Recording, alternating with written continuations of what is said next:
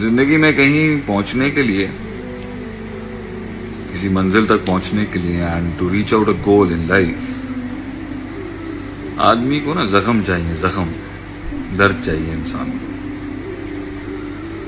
Basic چیز جو انسان کو ڈسٹنگوش کرتی ہے، انقلابی بناتی ہے، وہ ہے کہ وہ معاشرے کا حصہ نہیں بن پا رہا ہوتا، کسی سٹینڈرڈ کے، ڈیفائنڈ سٹینڈرڈ کے ساتھ جڑ نہیں پا رہا ہوتا، اور ہی از، اس کا پین، اس کا غم، اس کی مغایرت معاشرے سے بہت ڈفرینٹ ہوتی ہے.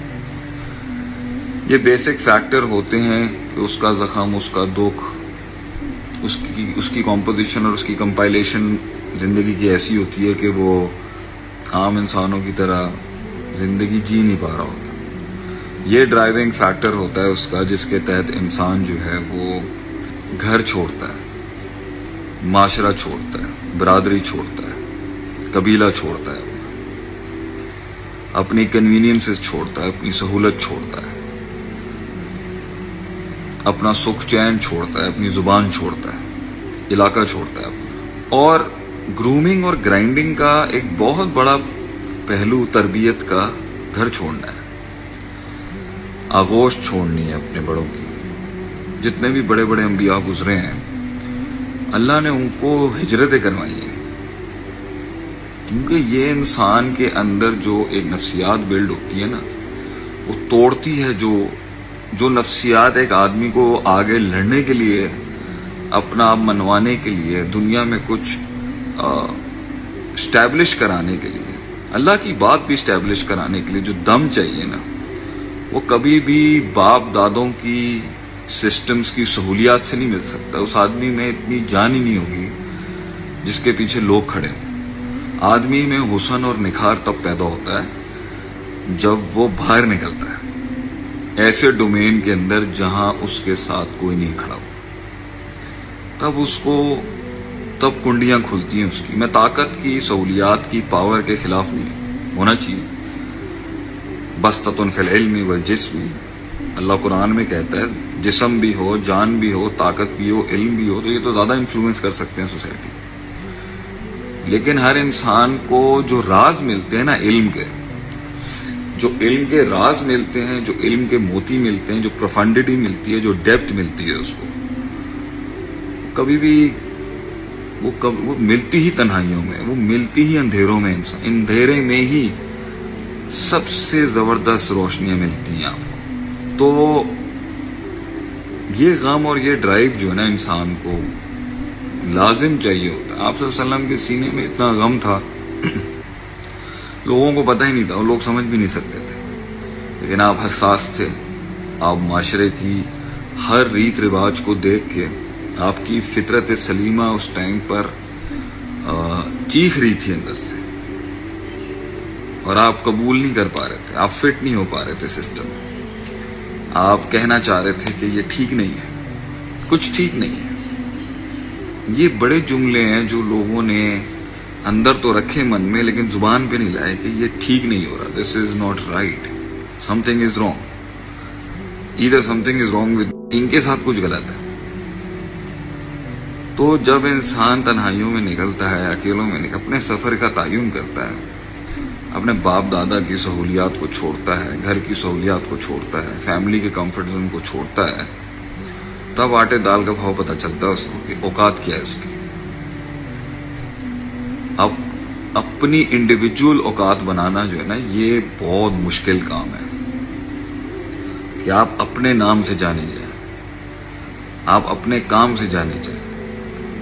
آپ کی حیثیت ہے، آپ کی محنت اور آپ کا علم ہے. تسلسل کے انکار نہیں کرتے ہم، لیکن جو حسن ہے، جو تحسین ہے ایک انسان کی، وہ تنہائیوں میں آتی ہے، باہر نکل کے آتی ہے، اور انسان چلتا ہے. تو جب لوگ کہیں پہنچ جاتے ہیں نا، جب لوگ کسی مقام پہ پہنچ جاتے ہیں اور سالوں کی صدیوں کا پرسیورنس اور ریزیلینس اور دکھ اور درد اور تکلیف کاٹ جاتا ہے وہ انسان، تو زخم بھرنا شروع ہو جاتا ہے، درد پرانا ہو جاتا ہے، وہ غم پرانا ہو جاتا ہے، وہ ہم پرانا ہو جاتا ہے. اینڈ تو لوگ جو نکلے بھی ہوتے ہیں نا، کہتے ہیں نا سینے کا جتنا سائز ہوتا ہے نا جگر کی جتنی وسعت ہوتی ہے, کلیجے میں جتنا دم ہوتا ہے, جتنی روح کی اوقات ہوتی ہے اتنے بڑا ہی میدان مارے گا نا وہ. تو کچھ لوگ جو ہیں وہ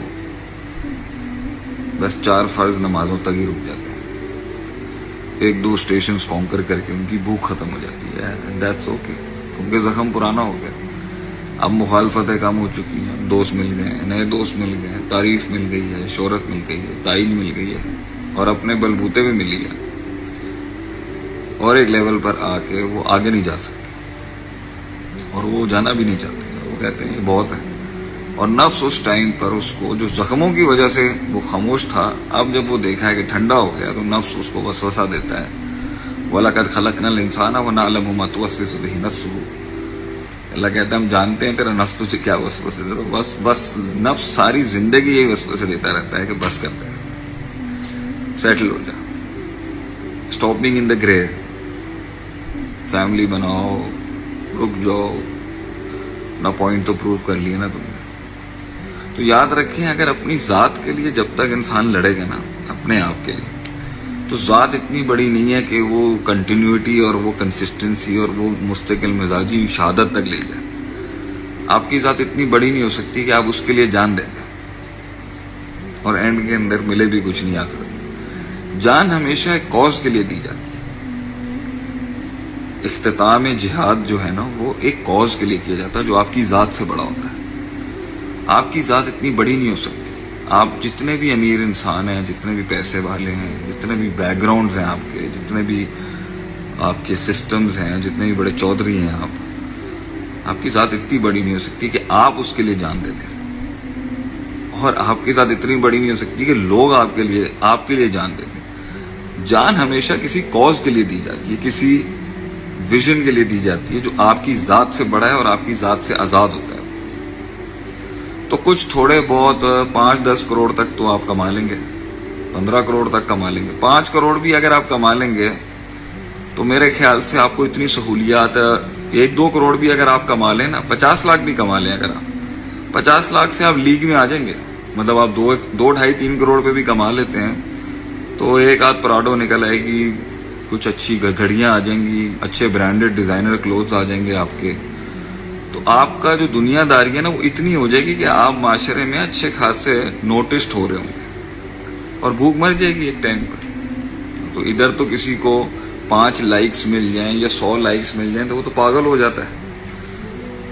تو آپ کو 1 ملین کی ویورشپ مل جائے یا آپ کو 2-3 کروڑ پہ آ جائیں اور آپ بہت غربت سے, بہت کمزوری سے اس لیول پہ آ جائیں کہ آپ کو لوگ دیکھ بھی رہے ہیں, آپ کو اپنی وضاحت, اپنا ہیئر سٹائل, اپنا لائف سٹائل اگر بنانا بھی آ گیا تو ایک ٹائم پر نفس کہے گا بھائی اور کیا چاہیے تمہیں 10 لوگ میں سے 2 لوگ تو کسی جگہ پر تمہارے ساتھ سیلفی کھنچا رہے ہیں نا, تمہارے ساتھ ہر تم کہیں سے بھی گزرتے ہو تو they are people at least سلام تو کرتا ہے کوئی تمہیں.